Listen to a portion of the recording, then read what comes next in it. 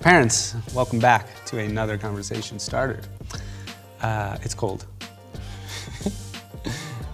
It's definitely cold. Yeah. Pastor Mario? Dawson, the youth league. Come on, we got a segue. We have to create segues. You really gave us no opportunity. Yeah. Hello, it's cold. It is. That's why I'm wearing a jacket. But anyways, we finished our series on knowing God, the attributes of the Almighty. Mm-hmm.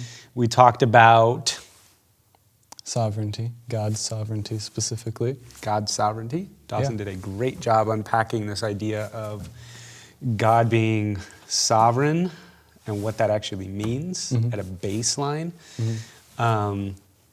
And I just think that it was a very good approach for the kids, for the students, of just like, all right, here's the baseline of what the Bible says about God's sovereignty. We can get into all the questions in the weeds, but that's for another.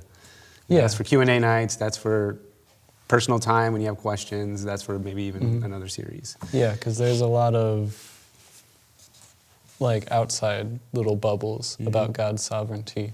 But the baseline of it, I just gave I looked up the like dictionary definition of sovereignty, which is a good starting point. You never want to only use the dictionary, but like it's a good starting point. Yeah. And that definition was basically just authority or dominion in a specific area.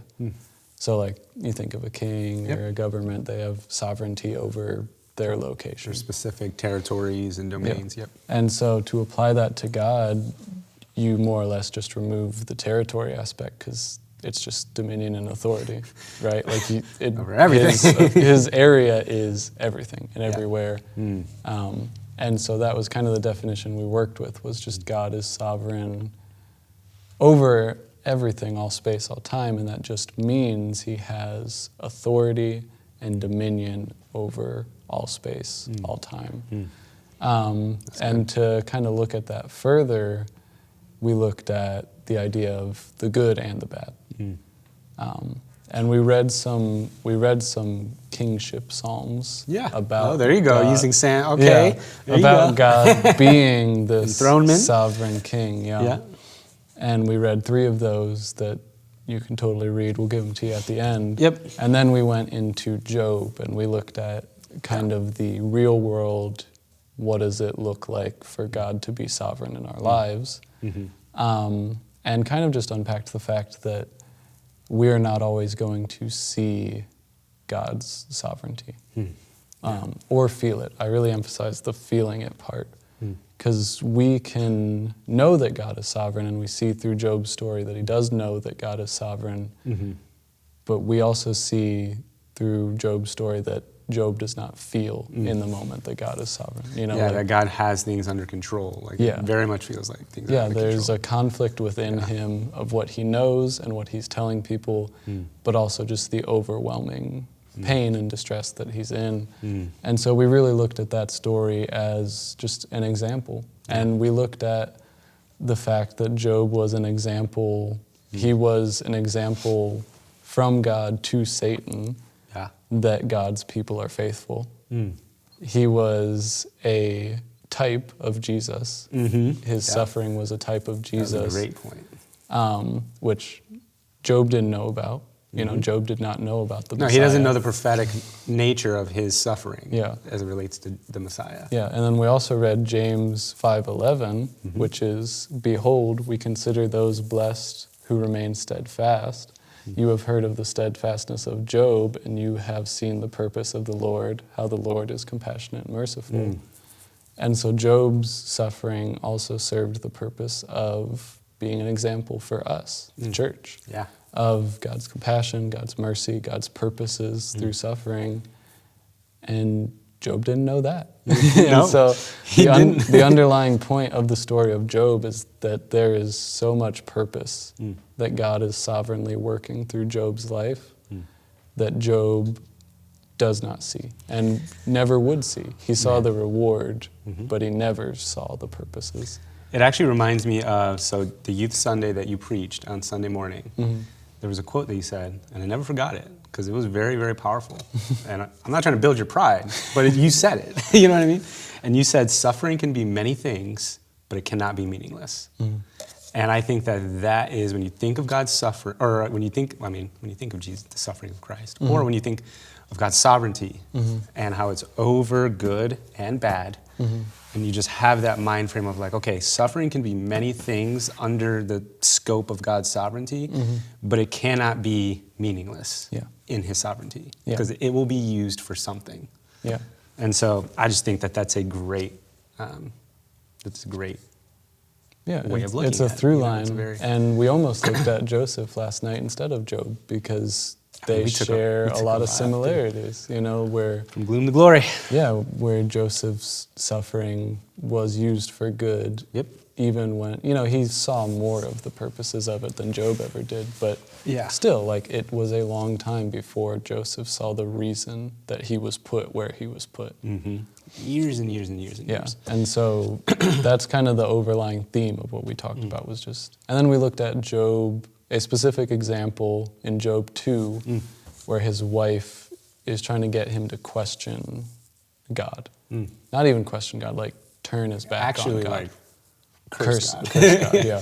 She says, curse God and die. Very intense. So intense. But we looked at that example, and I tried to pull back the language a little bit, because if we look at what she's really saying, she's just saying God is not sovereign here. God is not in control here.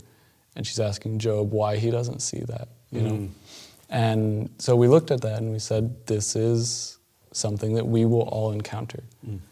Whether it's actually someone saying it to our face, whether it's us finding it online or watching some commentary on it or something. Or in the culture, interacting with people. We will all encounter a time where something says God's not in control.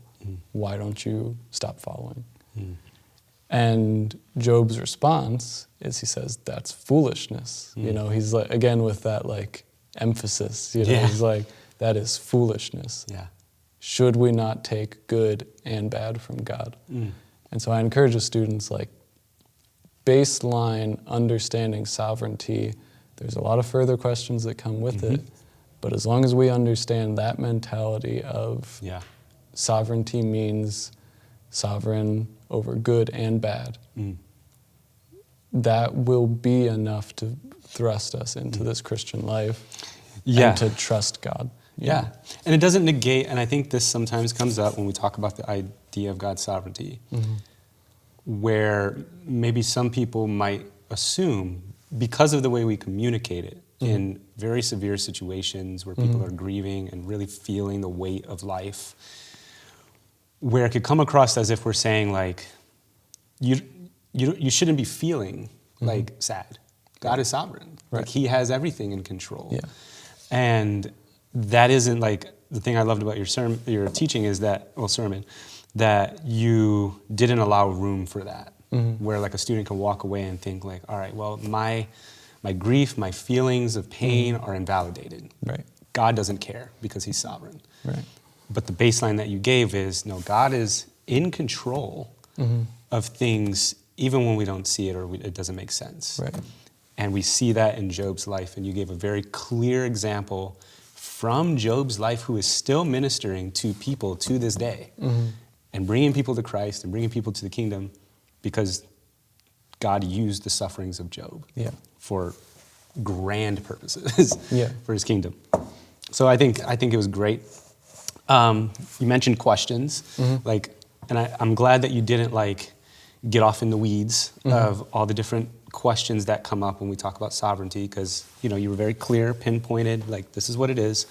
But I think with the conversation with the parents, with the students, I think it is appropriate to offer a question that maybe a student might have, maybe a parent might have, and they can work through it together. Right. And so I'm going to toss this to you, and get your feedback, and we'll toss it to the parents, and then maybe just unload or unpack or whatever. So just to re-emphasize your definition of God's sovereignty, it is supreme dominion and authority over all space and time. Right. That is the definition of what it means for God to be sovereign.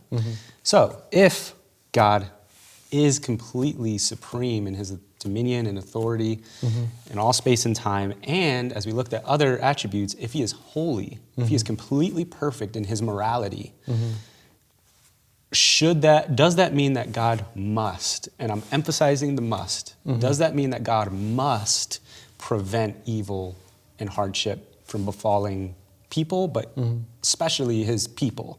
People. What do you think? Well, I think for one, it's a great question to toss in a at-home setting. Yeah. Because who knows if they would ever ask us that, on a Sunday night. Probably not. Maybe in the question box. Maybe. but yeah, it's a great question, and I would point to, one, the fall.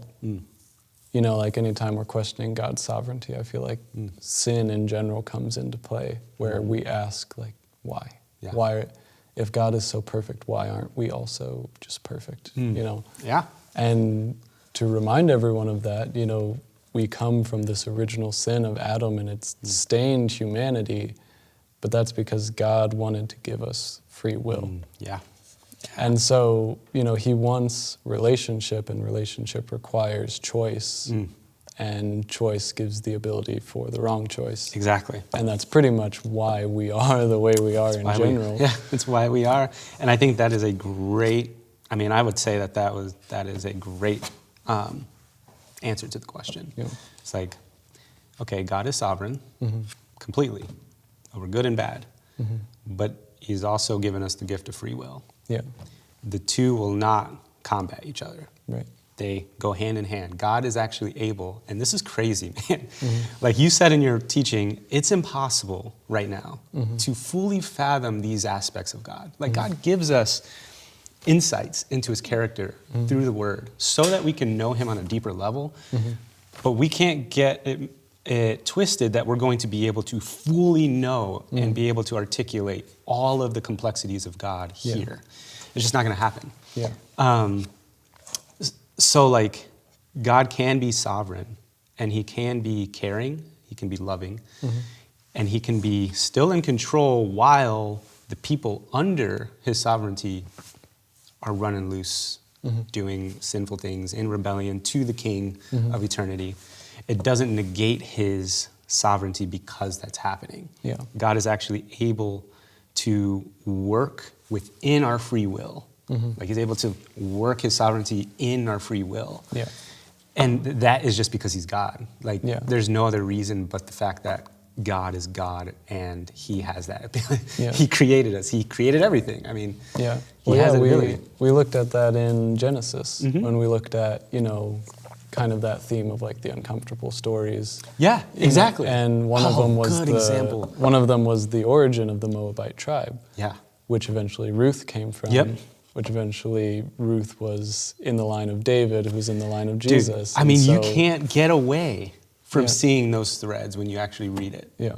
And we have the privilege to be able to look back on history and see God's sovereignty. Yeah. Which I think is encouraging because right now we're like Job. We don't see the full grand scale of like why the things that are happening in our life are happening. Right. But years down the road, say Jesus doesn't come back, you got believers who are reading, say, your testimony that you post online, that student posts online, and boom, they give their life to Jesus. Yeah. And you would have never known or even fathomed that. Yeah. So I thought it was a great conversation to end the series. Yeah. And I think that it's a great conversation to have with the parents. Yeah.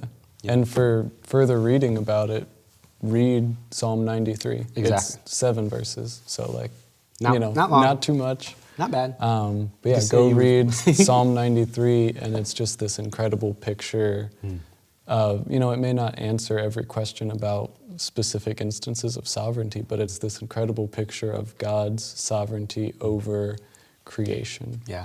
And his dominion and his authority where we are. And we read it last night, and it was good. And it's great. It's an incredible chapter of just really just giving him that. Yeah. Acknowledging, like, you are sovereign. you know, and I may question that sovereignty, Yeah. but I know that sovereignty. And so I know it's a good thing. Yeah. Yeah. And so hopefully we can encourage you guys as the parents and the students just to be encouraged by that sovereignty, you know. It's good, man. It's really good. Thank you for your teaching. I think it was really good. Parents, I hope that this is beneficial for you in conversations with your students. This is a heavy topic. This is a complicated topic. Keep it baseline. You know, keep it like, and again, you know your student more than we do. You know how to communicate with your student in a way as a parent. Whereas like, we may communicate with them, but maybe not in the most effective way.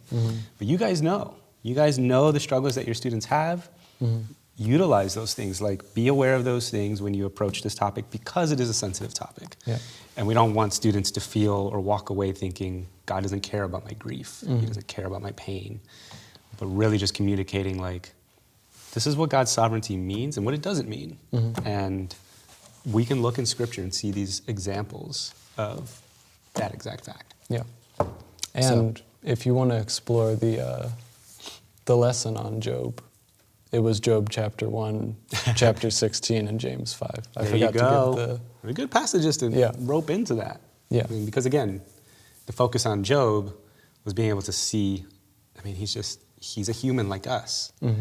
And he suffered, and there was purpose in the suffering that is God is still using today. Yeah. So I thought that was good. So, all right, well, parents, we hope you have great conversations with your students. Next week is Q&A night. So we will order pizza. We're going to tackle one of the questions that the students put in the question box.